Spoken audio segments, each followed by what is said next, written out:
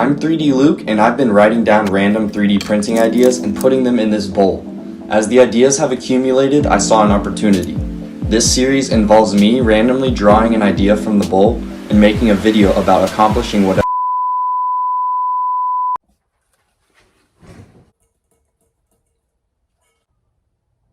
Okay, the randomly drawing thing has been making me procrastinate hard about doing the next episode, and I have an idea for something. So basically, the series is over, but we're still gonna go along with the episodes, and then maybe we'll get back to randomly drawing out of this. But today, and throughout these next few days, I'm going to be designing my own bed frame.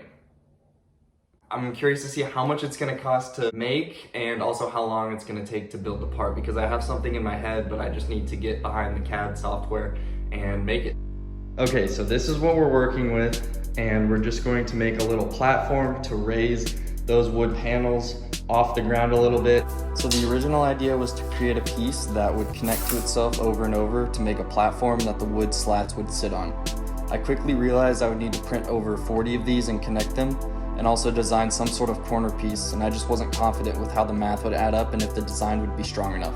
It really felt like I was overcomplicating things, so I decided to take a more minimalistic approach. So I made corner pieces. I subtracted out what a 2x4 length and width would be from it so that whenever I built the wooden bed frame, it would fit right in. I left these pieces to print and went to Home Depot to get some 2x4s, some nails, screws, and some stain to build this bed frame.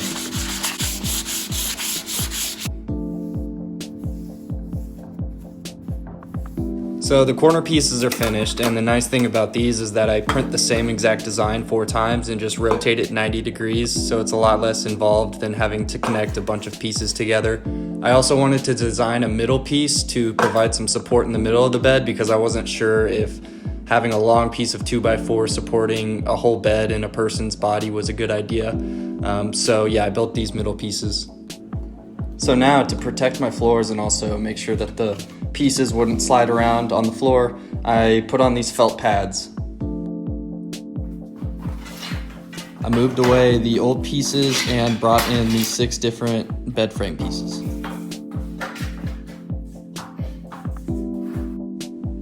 Now for the moment of truth. Was the bed frame gonna fit in the brackets?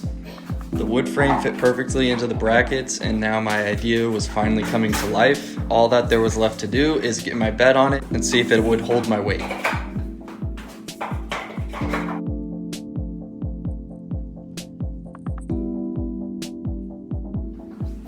Here I am bringing in my bed and putting it on top of the frame. It was at this moment that I realized that this was gonna work.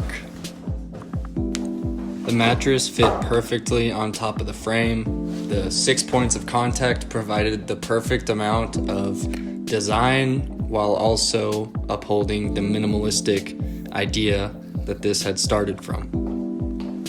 While I enjoy my new creation, let's figure out exactly how long it took to print each piece and how much money the wood and the plastic costs for the 3D printed bed frame.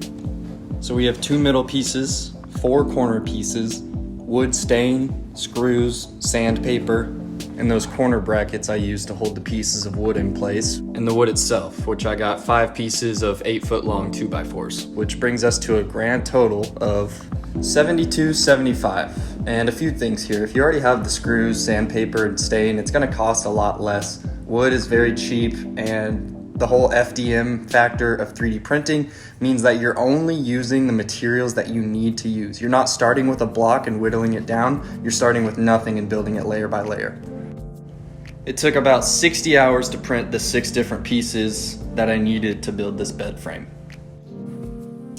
It did cost a few bucks to make this thing happen, but subscribing is completely free. So if you like this video, leave a like, subscribe, and comment any critiques or something you liked or what color you prefer on the bed frame. Thanks so much for watching, and have a good one. Also check out the previous episode if you like this kind of video. Bye-bye.